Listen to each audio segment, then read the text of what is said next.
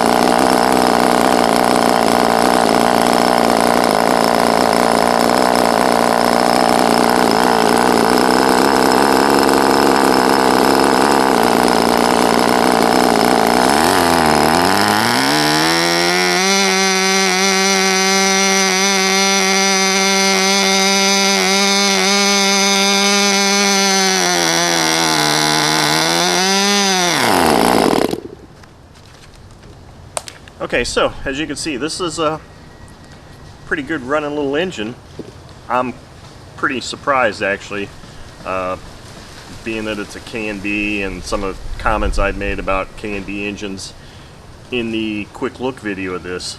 But in all honesty, this isn't a K&B designed engine. It's a copy of some other engine, either an HPI or a Toki. So the technology and the design was already proven. K&B just put their logo on it. But regardless, it ran really well. It started very easily. Obviously, I didn't hand start it because I'm not going to do that with a brand new engine anyway. But I mean, for being the first run, it actually idled really well. And as you can see, I was putting the glow on there at idle just to test to see how rich or lean the setting was. So it was a little bit rich, which is fine. With an air bleed carb, as soon as I turned the recorder off, I opened it up a little bit to allow more air in, so it would lean that low speed out a little bit. But I mean, the engine ran really well with this prop, with this fuel, etc. I'm not sure how long that run was, but it was long enough to be a good first run. So anyway, pretty impressive little engine all in all, and we'll do some more runs with it here and get a little bit closer to being broke in. ABC engines really don't take that much time to get broken in anyway, so I'll probably run the rest of this tank of fuel through it, and then maybe in another video or so we can start doing some static thrust readings on it and see if it has any pulling power at all. But anyway, there you go. Thank you for watching.